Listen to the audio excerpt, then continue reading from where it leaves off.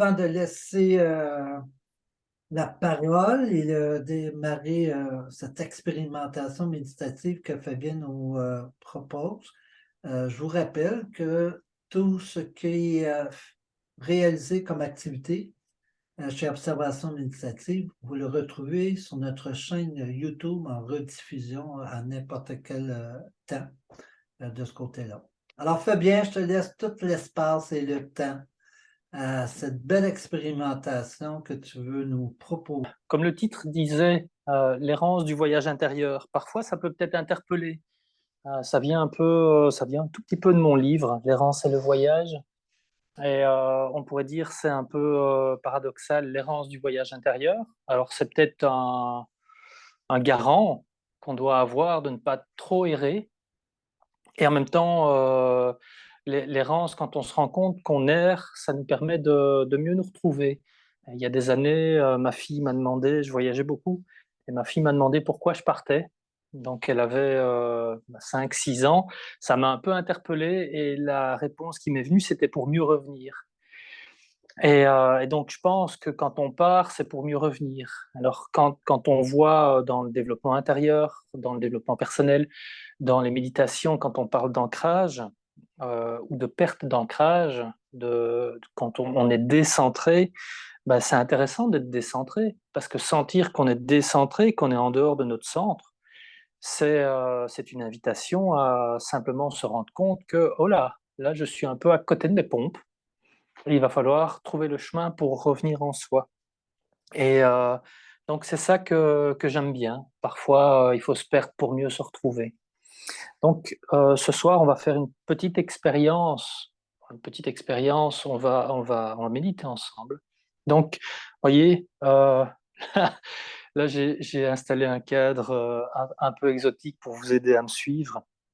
Donc, ce que je vous invite, c'est par rapport à votre réalité, c'est de trouver un espace confortable pour vous asseoir, que ça soit comme moi, sur un zafou, hop, coussin de méditation, que ça soit au sol, que ça soit sur une chaise ou couché. Couché, vous risquez de vous endormir, mais libre à vous de trouver la posture qui vous convient. Alors, l'idéal, c'est quand même assis. Moi, j'aime bien assis au sol, parce que j'ai appris ça, ou sur une chaise, de ne pas s'appuyer ni contre un mur, ni contre le dossier, sauf si vous avez des gros problèmes de dos. Pouvoir vous asseoir un tout petit peu devant pour inviter le bassin à basculer vers l'avant et pouvoir bien vous poser. Si vous n'avez pas de coussin, ça va être un tout petit peu compliqué parce que le bassin va faire une rétroversion, va se pousser vers l'arrière et vous risquez d'avoir une sorte d'avachissement du bassin et des lombaires. Donc, je vous laisse vous installer, trouver la posture, vous pouvez balancer à gauche, à droite, délicatement, tout doucement, pour trouver votre verticale. Vous pouvez réduire ce balancier. Petit à petit, ça se réduit. Et vous allez sentir que ce balancier s'arrête dans ce qui est votre verticale. Si vous voulez vérifier votre verticale, vous sentez vos fesses sur le coussin, sur la chaise. Et vous allez sentir peut-être l'équilibre sur les ischions, sur les os des fesses, qui viennent se poser de manière équilibrée, de manière égale au sol, sur la chaise. Hop. La méditation va être rythmée par le bol, ici, juste à côté de moi. Donc je vais sonner 3 coups de bol pour rentrer dans la méditation. Pendant ce temps-là, je vais vous laisser être guidé par ma voix. Donc je vous laisse trouver votre posture, prendre votre posture calmement, prendre le temps de s'installer, prendre quelques respirations calmes, sentir cette respiration. Les yeux sont peut-être fermés pour mieux plonger à l'intérieur.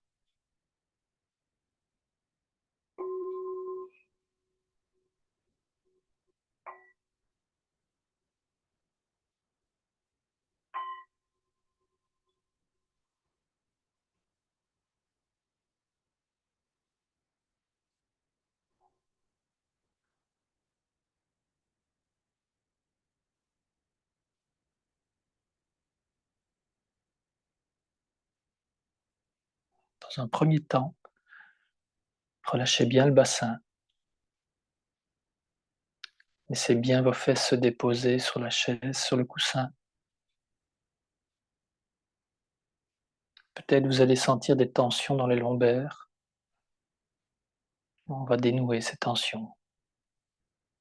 Ou on va les accepter. Ça va dépendre de chacun. Si c'est très tendu, avant de les dénouer, il va falloir juste accepter, juste les reconnaître. Les épaules sont détendues. La mâchoire est relâchée.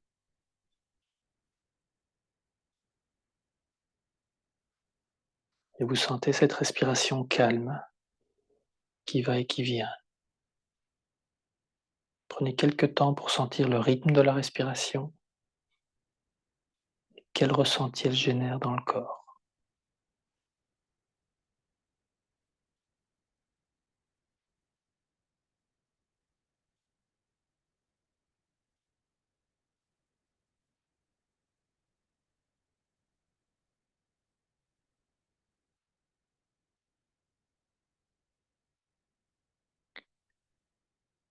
Sans doute, vous allez prendre conscience également de votre environnement, l'environnement sonore qui a autour de moi n'est pas le même que vous, que chacun chez soi. Et essayez de vous concentrer sur votre réalité intérieure sans trop prêter attention à la réalité, à votre réalité extérieure. Juste revenir à vous.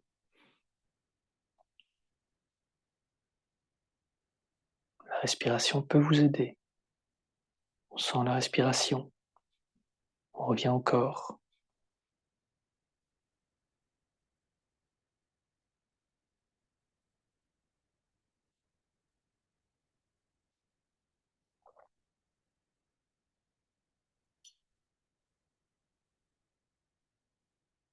Peut-être c'est votre mental qui va vouloir partir en voyage, qui va vouloir partir sur une idée, sur une autre.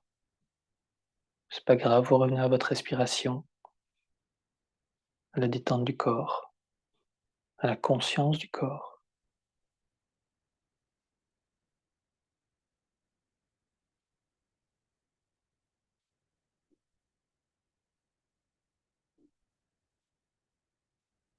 Prenez conscience également que dans cette méditation, même si on est chacun chez soi, on est tous ensemble.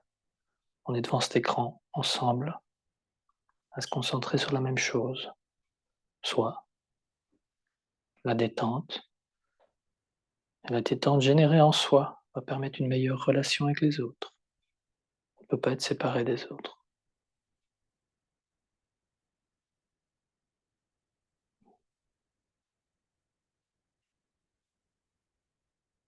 Le voyage intérieur ne peut pas être séparé de la relation qu'on a aux autres. Les autres sont comme un écho, comme un miroir, qui nous invite à aller voir à l'intérieur.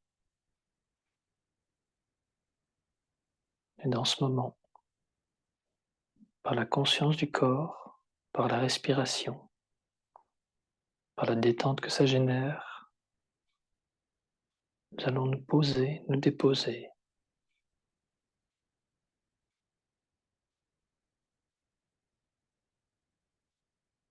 Les pensées vont vouloir partir, faire des listes de courses, des listes de tâches. On les laisse là et on revient au corps et à la respiration. Juste profiter de ce moment qui est à nous pour se détendre. On peut dire à notre mental, laisse-moi quelques minutes. On pourra s'exciter après pour les listes de tâches. Mais là, maintenant, on est assis, calme, à respirer ensemble.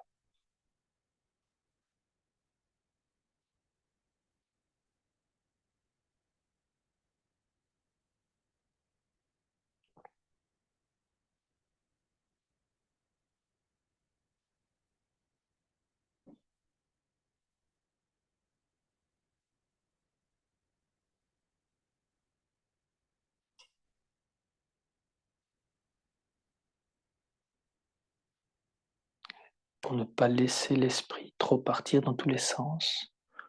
Focalisez-le sur le corps, sentez vos tensions, essayez de les relâcher, trouvez une verticale, on lâche les épaules, on lâche le bassin, juste ressentir le corps, ces tensions, ces crispations qu'on garde, qu'est-ce qu'elles vous disent?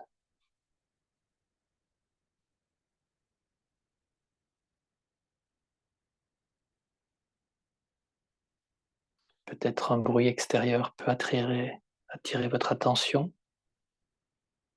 Alors notre réaction intérieure nous parle aussi de comment on vit les choses.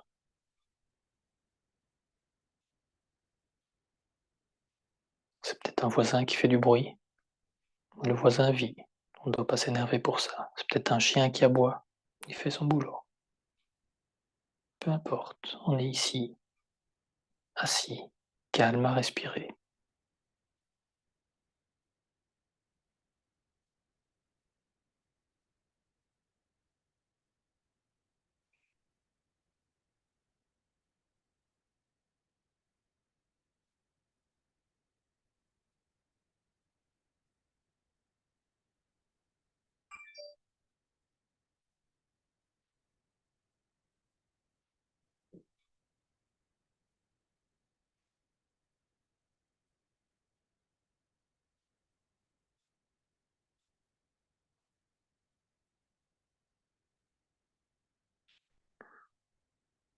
Dans le monde matériel, quand on part en voyage, en général, quand on est touriste, c'est pour aller voir la diversité du monde.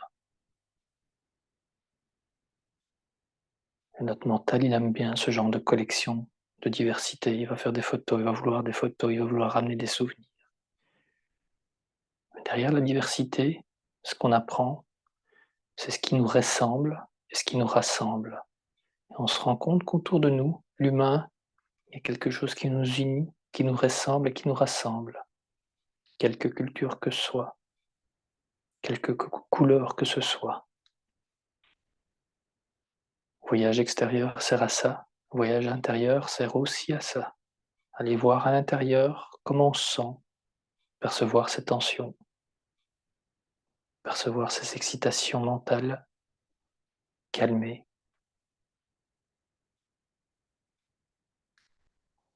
Ce calme, cette découverte, fait émerger la tolérance. Tolérance de l'autre, mais la tolérance de soi également, de ses ombres et ses travers. C'est en rire.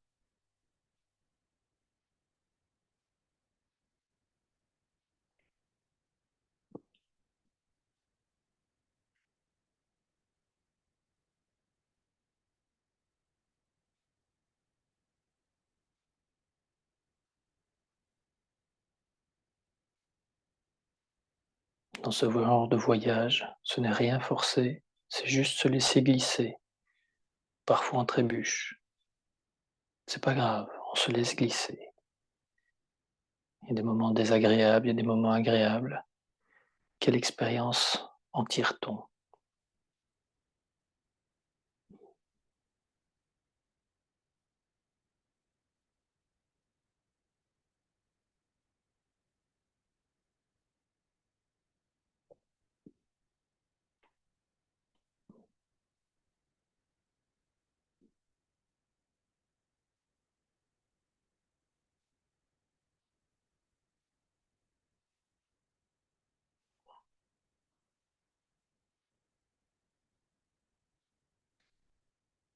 Pendant quelques instants, focalisez votre attention uniquement sur la respiration.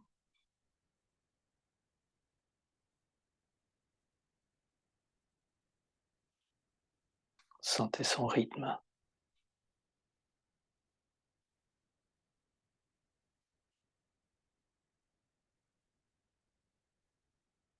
Sentez où elle se passe dans le corps, plutôt dans la poitrine. Est-ce que vous arrivez à respirer par le ventre? Y a-t-il un nœud quelque part? Et laissez la respiration descendre petit à petit dans le ventre. Et imaginez qu'à l'inspiration, c'est votre ventre qui se gonfle. Le diaphragme descend, descend, descend.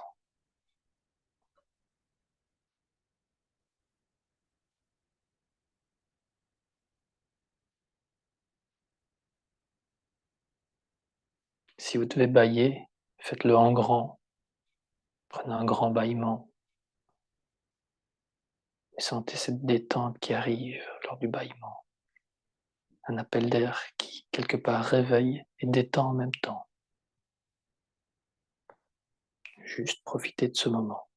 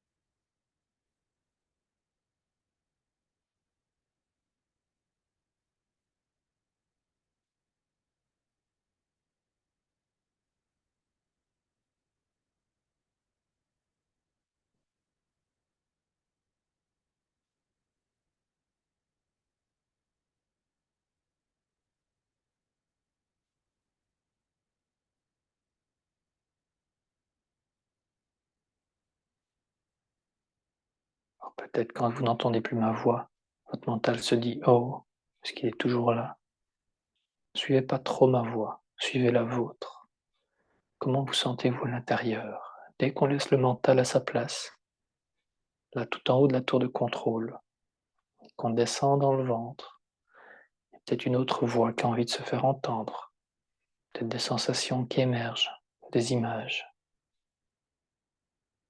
Sentez, voyez.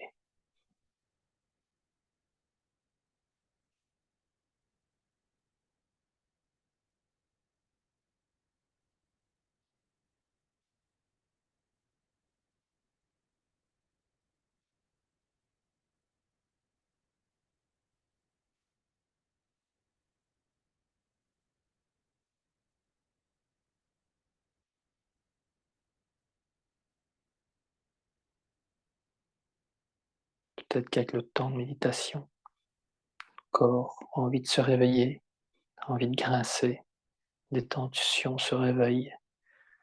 Ok, respirez dans ces zones. Et sur l'expiration, amenez de la détente. On ne bouge pas frénétiquement. On reconnaît, on accepte. Et on bouge tout délicatement pour ne pas créer de crispation.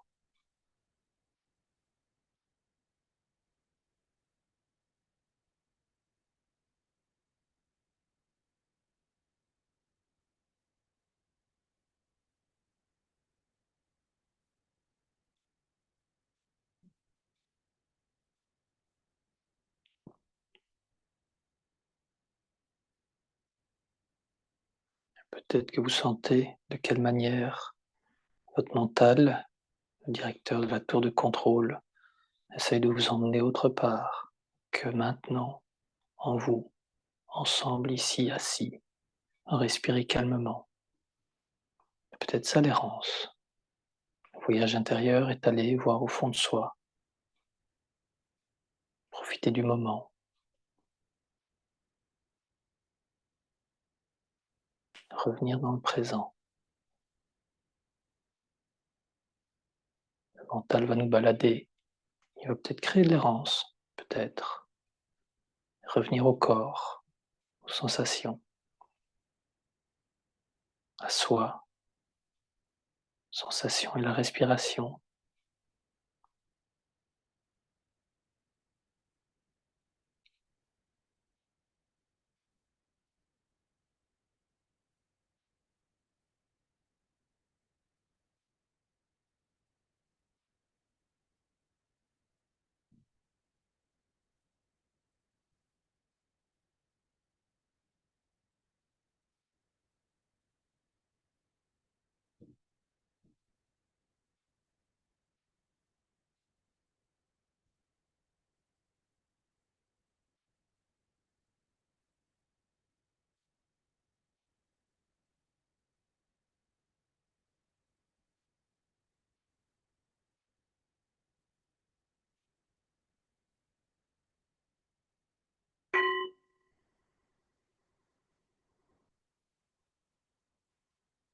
Ouvrez les yeux calmement.